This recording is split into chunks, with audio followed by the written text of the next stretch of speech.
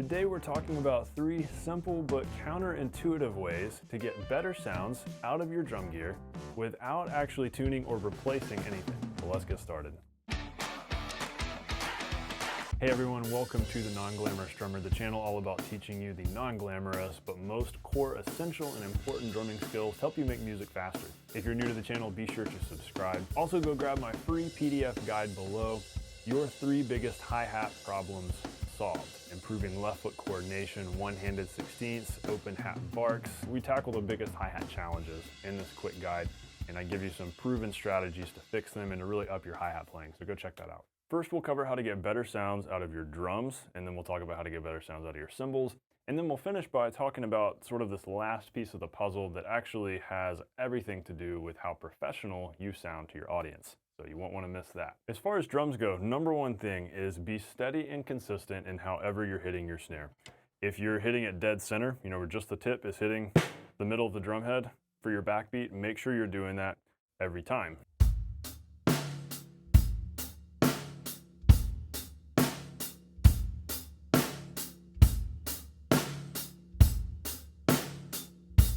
Depending on how you have your snare tuned, you may be able to get away with drifting off center a little bit, and I actually have this one tuned very low and very dead right now, so I probably could, but if you're tuned higher, then you could probably drift about an inch or so off center, and it's going to immediately get ringier. Now, maybe if you want that sound, that's fine, but make sure that you're consistent in where you're hitting your drum, because if you're hitting it in a different spot every time,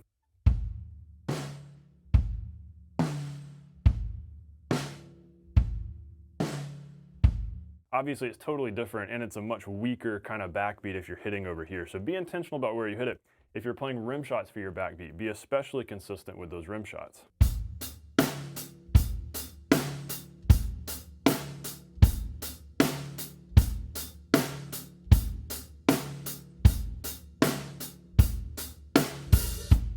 In that case right there, I was actually hitting just a little bit above center, but I was making sure that I had a good balance of tip of the stick on the drum head versus shaft of the stick on the rim each time, because you want to make sure you're getting the same sounding rim shot each time. You don't want to do that for one rim shot, that for another, or this for one, and then that for another, where you're kind of missing the rim shot.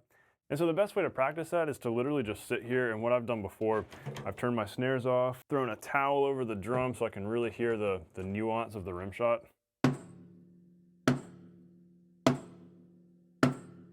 When you do that, you can hear exactly how much head versus rim you're getting, and so if you just sit here, play them over and over again. Like right there, if you kind of aim this way, you'll realize, okay, I can hear a lot more rim there than actual head.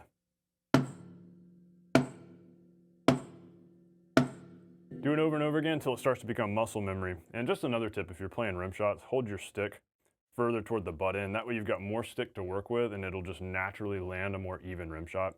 Versus if you're playing quietly, then you'll want to grip further up. But if you're smacking it hard, grip closer to the end, that helps. And I did do a video recently specifically on rim shots and some of the techniques involved with that, and should you play rim shots or not play rim shots, so that's in the description. Check it out if you want to know more info. But that literally is the most important thing. If you only take away one thing from this video, let it be that, because that's going to help your playing sound so much more professional, just that alone. But this next thing is powerful too. Make sure that every time you hit your toms, no matter what you're playing, you're hitting right in the center or slightly off center.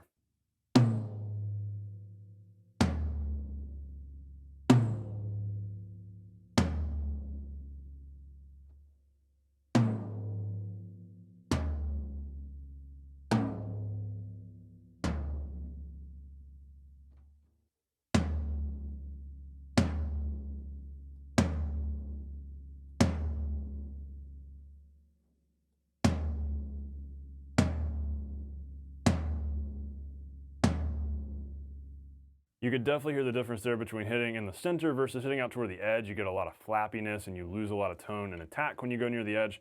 Pretty much the only time I've ever wanted to hit toms near the edge is if they're tuned high and I'm playing some kind of Latin samba thing and I want to play like a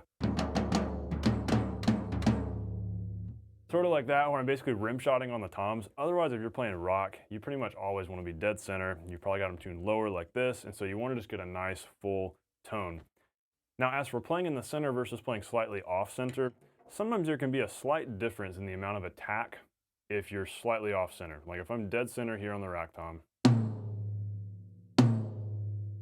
That was dead center. Now I'm gonna go slightly off center. I went a little bit too far there, so you can hear some flappiness. I noticed that there's more of a difference with the floor tom when I'm doing that. That's pretty close to center. And now slightly off center.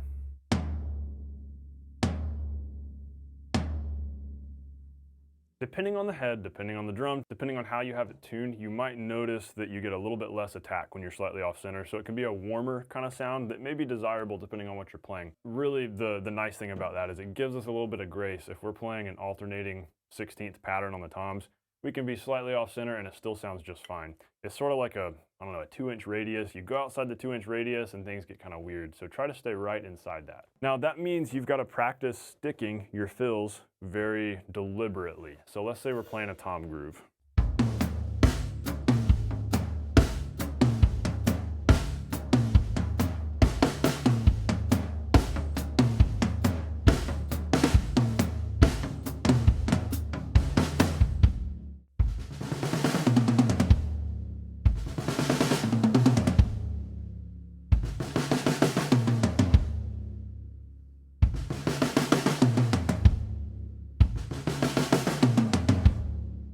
Whenever you're playing a tom groove like that or a fill around the kit like that, practice it slowly, making sure that you're actually hitting the toms where you need to. That was something I had to fix in my playing at one point where I realized I was just being really sloppy with where I was hitting stuff. And as soon as I made it a goal to get good sounds out of everything I hit, suddenly I was practicing things more slowly, deliberately, figuring out my sticking, paying more attention to what I was playing and really listening to what I was playing. And that helped a lot. It helped my playing just sound way more professional. I was getting way better sounds out of my drums. So do that. Pay attention to where you're striking stuff, snare and toms. And our last drum, our kick. There's really only two main ways you can strike your kick drum with your beater, and that is either burying the beater or bouncing your beater. I find that I get a better sound when I bounce the beater, and it feels better on my leg. When you let the beater bounce, that energy is going back out in the beater rather than going up your leg. Because if you bury, you're having to put the pressure of your leg to keep it on the head right there. So it's a very stiff kind of motion where you're having to suddenly stop. It's like hitting a brick wall.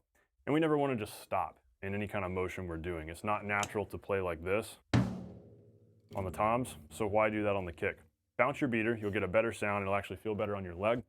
For much more detail, a big in-depth lesson on that, check out a previous video where we discuss exactly that. I'll link that in the description below. But that's a big part of just getting a better, fuller, deeper, more tone-filled kick drum sound.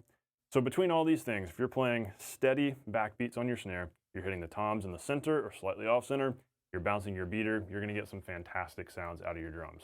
So now part 2, how to get better sounds out of your cymbals. Well, this is a little bit simpler and quicker than drums because there's just a couple main things we want to cover here. The biggest thing is that when you crash a cymbal, crash it using the shoulder of the stick, about right here, rather than the shaft.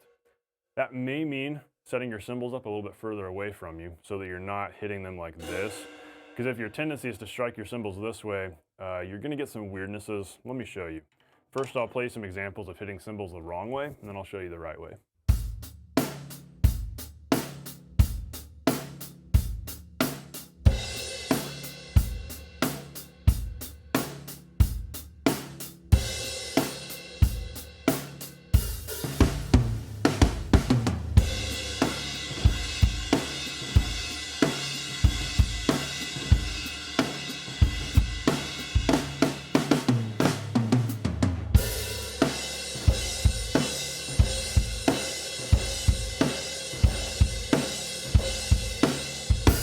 So in all of those times I was hitting cymbals, I was pretty much using the shaft of the stick. And it might not have sounded terrible, and maybe for what I was playing, since I was hitting pretty hard, it was okay.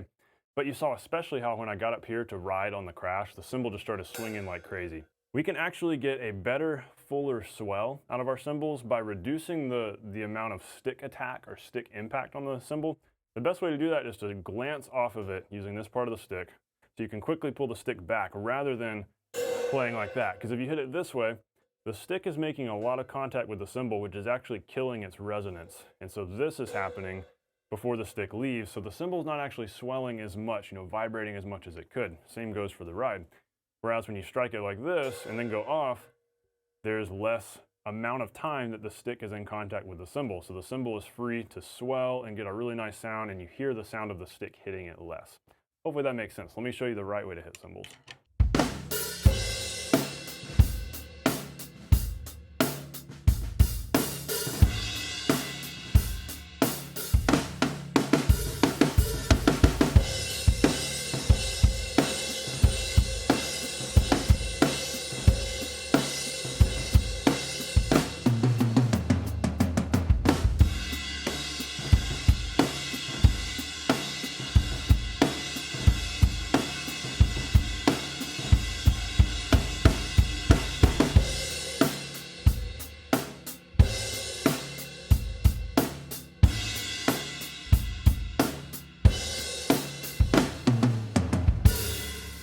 And the great thing about that is that the cymbals swing less. You saw how the ride was pretty much just staying in place while I was riding on it.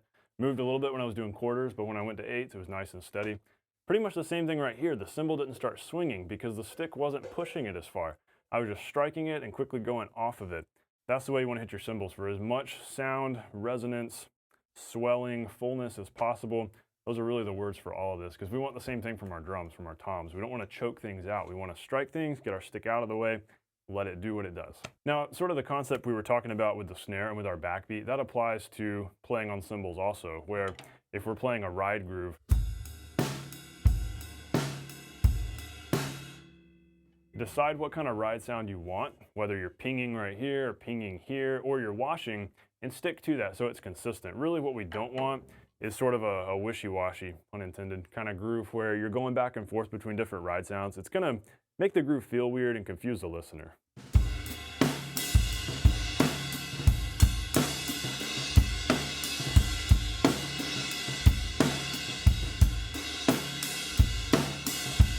And the funny thing, in trying to be inconsistent there, I was getting really inconsistent over here, so the whole groove got really sloppy.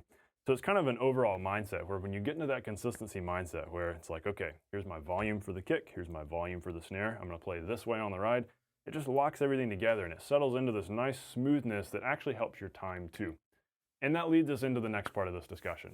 And by the way, yes, I'm skipping over the hi-hat because it's so in-depth, so complex that we could talk about a ton of different ways to play the hi-hat well. I've covered that in a lot of other videos, so I'm going to link those below because I want you to get a full in-depth look at that, which I can't do in this video. So our next piece of the puzzle, like I was saying at the beginning, this is that final thing that's like the icing on the cake. You do this well, you're going to sound like a pro, even if your time isn't perfect.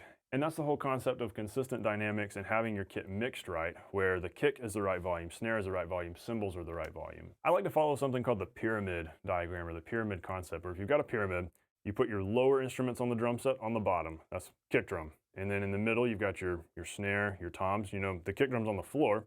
The snare and the toms are kind of halfway up. Cymbals are at the top. Cymbals are at the top of the pyramid. At the bottom of the pyramid, that's what you're going to play the loudest, the hardest. And then as you work your way to the top of the pyramid, those are the things you want to hit lighter. Now this applies to a rock context. We're talking rock. We want to be loud on the kick. We want to be strong on the snare and the tom so that the drums cut through, so that we're hitting our drums, tapping our cymbals. Now that doesn't mean it's wrong to play a loud cymbal crash or to really crash the ride. That just means that if you're hitting the cymbals hard, you better be hitting your drums really hard. In a recording context, like if I'm recording a big rock track right here in the studio, I'm going to want to hit the drums really hard so that I can hit the cymbals hard and get a really nice rock and roll kick sound. But if I were playing in a smaller room, I would need to bring the drum volumes down a little bit, which would mean bringing cymbal volumes down a lot, because we never want the cymbals to be louder than the drums. Let me play you two back-to-back examples. First, the wrong way to do this, and then the right way.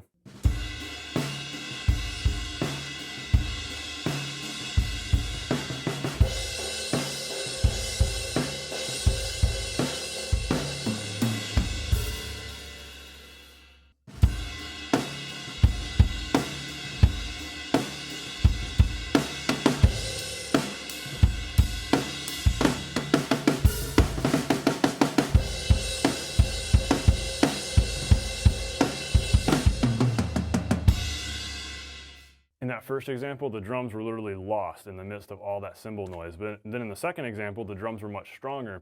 And I was probably playing the cymbals about the same volume in both examples. What changed was the volume of the drums. So make sure your kick is loud and can be heard, because it's the lowest perceived volume on your kit because it's the lowest frequency.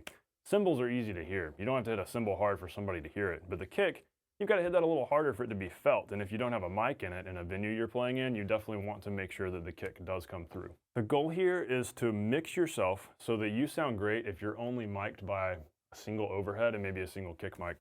Back in the day, that's how drummers had to record. Drummers had to be able to mix themselves well.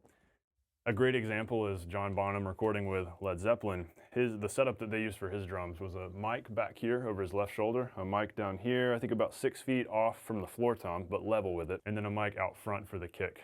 And so that was just 3 mics, which meant he had to have himself mixed right. If they found out later that, oh, there wasn't enough snare or toms or there was too much cymbal, you can't fix that in post when you're miking things like that, because that was a whole bunch of room sound also. So if you can mix yourself well, that enables you to record in such a way as to get a natural kit sound that feels very real and capture a lot of the room sound too, which will make you as a drummer sound really really good and really cool on a recording. Now, if you were playing jazz, then your ride needs to be loudest as well as hi-hat left foot.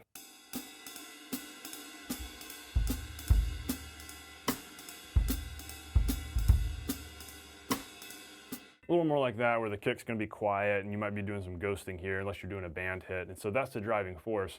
So of course that's different, but again, you got to be aware of that and be consistent with how you're playing the ride, how you're playing the hi-hat. And of course, if you're playing Latin, well, it all depends on what kind of Latin groove you're playing. But the idea here, the overarching concept is no matter what you're playing, be aware of what your dynamics need to be and be consistent so that each quarter note and swing is consistent and feeling good. Each backbeat and rock is consistent and feeling good. And everything is mixed so the overall kit feels right. Be in full control of how loud each limb is playing and be able to smoothly crescendo, get louder, or smoothly decrescendo, get quieter, so that within the context of the dynamic you're at, you're able to smoothly change those dynamics. We want to be able to intentionally change dynamics because we don't want a whole song to be the same dynamic. But what we don't want is unintentionally changing dynamics where things are wishy-washy and weird. Be in full control of that, so practice those things. So to sum all of this up, we've covered a lot of different ways you can immediately sound much more professional and polished in your playing. And I say immediately because these are changes you can make right now. Now it'll take some time to develop these habits so that you don't have to think about them, but as soon as you start hitting your snare consistently, hitting your toms in the right spots, you're going to get better sounds immediately without replacing heads, without even tuning. Be consistent in how you hit your snare. That's the number one thing. And you can even cheat and like mark on your drum where the center is. Sit there and practice just playing backbeats. Practice playing rim shots, practice hitting in the center, be intentional, and practice that for like 10 minutes without stopping. Build the muscle memory. That's how you do that. That's how you get good at consistent backbeats. Hit the toms in the center or slightly off center. So when you're practicing a fill or a groove pattern that involves the toms, practice it slowly and deliberately, knowing exactly how you're going to stick it and focusing your ears on making sure you're getting good sounds. You're not just blasting through something playing, you're listening to what you're doing. Bounce the bass drum beater. Try to bounce it exclusively. Don't go back and forth between bouncing and burying. At least do one way or the other because consistency is the goal. That's what we talk about in that previous lesson, so go check it out in the description if you do want more info on that. Strike your crashes with the shoulder or even the neck of the stick rather than the shaft. Be striking at roughly this angle rather than like this angle. This is what we don't want when we get too much stick impact sound. So a great way to set yourself up for success with that is sliding your cymbals a little bit further back if you have a tendency to strike this way. Get used to not having to reach out as far. It's nice to be able to hit them this way because it means not reaching as far, honestly. You could have your cymbals fairly close and you can just hit them from right here. Less arm movement, saving energy. That's what we want to do as drummers. Be consistent with where you hit the ride. If you're timekeeping on the ride, whether you're playing the bell with the shoulder, bell with the tip, or you're pinging in different spots, just know exactly where you're at, listen to it, and don't be wishy-washy. Like I said earlier, don't be just random with it. Be controlled. Sure, you could go from pinging to washing or washing to pinging. You can change that as you progress through a song or a groove, but be intentional about where you're at. Always know what sound you're getting. And lastly, mix yourself properly for the style of music that you're playing. If you're playing rock, remember that the instruments, the lowest need to be the loudest, a little bit softer, and then a little bit softer. So cymbals are the quietest, kick drum is the loudest. Hit the drums, tap the cymbals. Simple enough if you're playing rock playing, but make that a habit so that you're always playing nice and strong on the drums. And if you're having to play quietly in a smaller room, hit the drums lighter and therefore hit the cymbals much lighter. And of course, if you're playing Latin, that mix is gonna change depending on what type of groove you're playing. And if you're playing swing, your ride and your hi-hat left foot become the driving factors and those become the loudest things. So in a way, it's kind of backwards a lot of times. So be aware of that, whatever genre you're playing. Now, since we couldn't go in depth with hi-hat today, there's a whole bunch of videos below that do go in depth, so go check those out. Go check out my free PDF guide below. Learn one-handed hi-hat 16ths, open hat barks, quick open notes in the midst of a groove, and left foot coordination, all in 9 easy to follow lessons. It's called Your 3 Biggest Hi-Hat Problems Solved. We dig into the 3 biggest struggles, break them down, 9 strategies for overcoming hi-hat issues and left foot coordination problems. So that's yours free, go grab it, that'll really help you out with your hi-hat game. As always guys, thanks for watching. If you're new to the channel, be sure to subscribe before you go. Thanks guys, and I will see you on the next video.